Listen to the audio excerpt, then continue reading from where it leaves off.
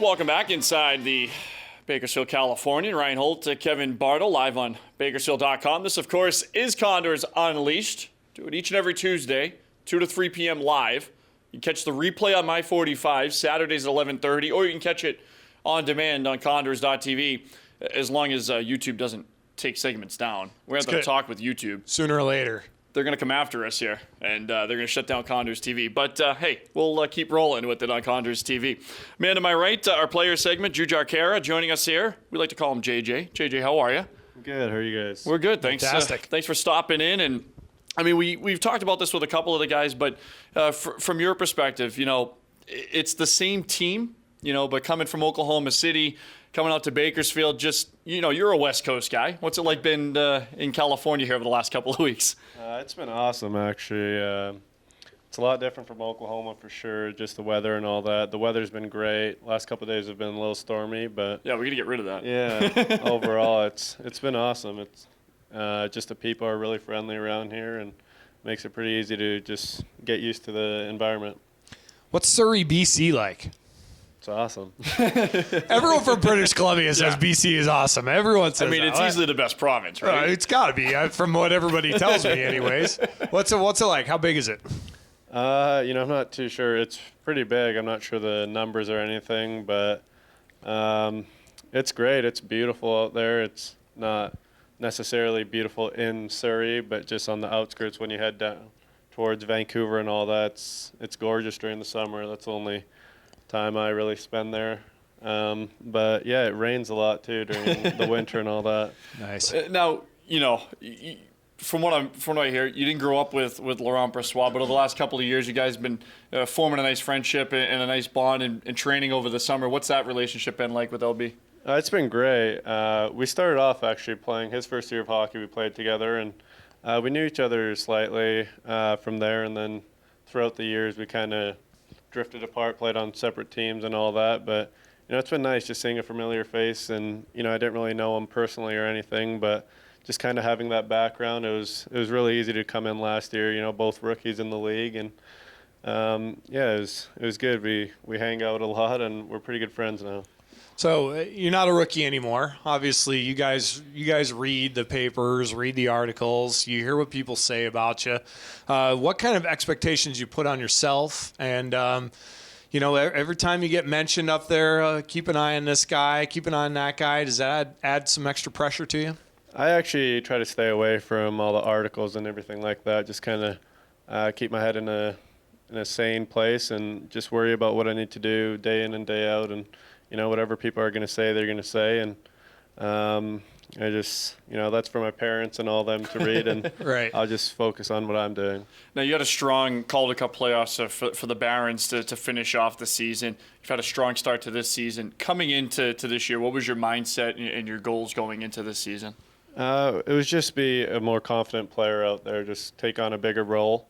Last year, you know, you go in and you're not really sure what kind of league it's going to be, but this year coming in, you know what to expect with teams, especially these teams. We played a lot of them last year, and what kind of players are on them. So, yeah, just comfort level was a lot higher this year, and I just know how I need to play and what I need to do to succeed.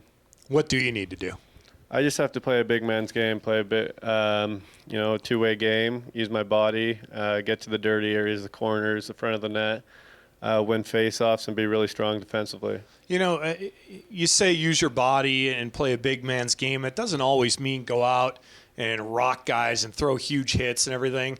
One thing that I've noticed is it seems like you use your body, use your size well for positioning. You know, getting between the puck and the defenders. I mean, is that something comes natural to you, or something that you've had to work on over the years? I'd say you have to work on it, definitely.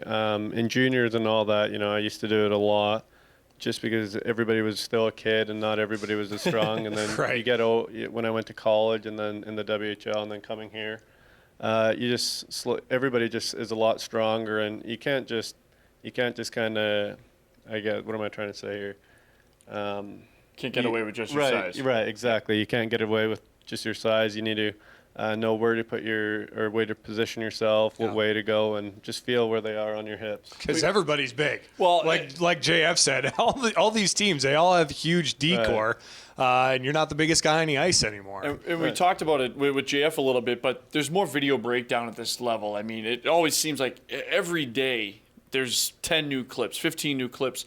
As a player, do you embrace that in terms of, hey, maybe I thought I was doing something right, but I look at the video and, oh, man, I wasn't even close there or something like that?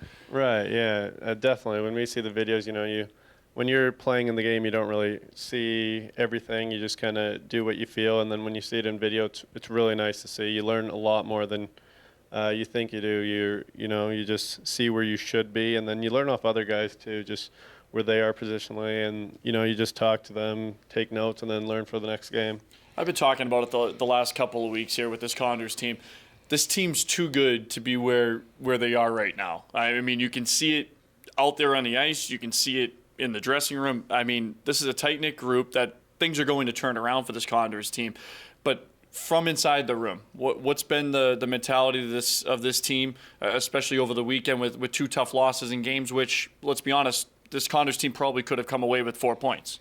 Everybody's disappointed. Everybody wanted a different outcome.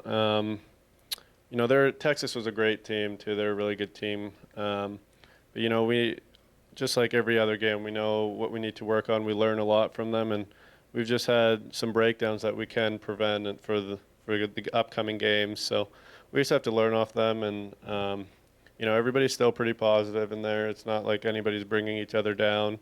Everybody's helping each other get back up, and we're all excited for these weekend games to get a couple wins. Teddy bear toss coming up as well too. Any experience with teddy bear toss? Maybe.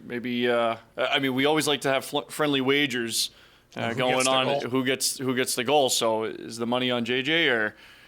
I'm not sure. Have you been in a teddy bear toss game before? Yeah, I've been in a couple opposing or Yeah. at home, but I've never been the one to score. All right. Well, hey, first time for everything. You never know. Yeah, hey, dark horse right here. There you go. There you go.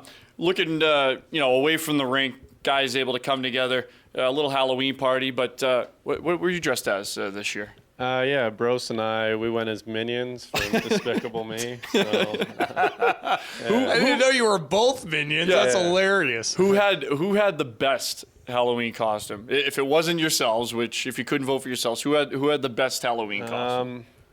I think Bogdan had a pretty good one. He was Dracula. Ah. All right. I could see that. I could see that. Yeah. That's a pretty intimidating Dracula. That's true. David Musil, he was Will Ferrell from Semi-Pro. Oh, perfect. Nice. That's a pretty good one, too. Yeah, everybody had pretty good ones. Awesome. I was pretty impressed with everybody. I love it. JJ, we appreciate the time. Yeah, Thanks for coming you. on. All right. Yeah, thanks for coming on. Thanks a lot. He's Jujhar Khaira, Kevin Bartle. This, of course, Condors Unleashed. When we come back, we'll sit down with Matt Riley. We'll make some picks. Bakersfield.com, I-45. And, we got 2 games this weekend. Stockton on Friday. And then on Sunday, up in San Jose, a first visit to the Shark Tank NHL building. So it'll be fun to get up there as well. When we come back, though, Matt Riley will join us. We'll make some picks. We'll tell you about the upcoming schedule as well. It's all coming up. Condors Unleashed, Bakersfield.com.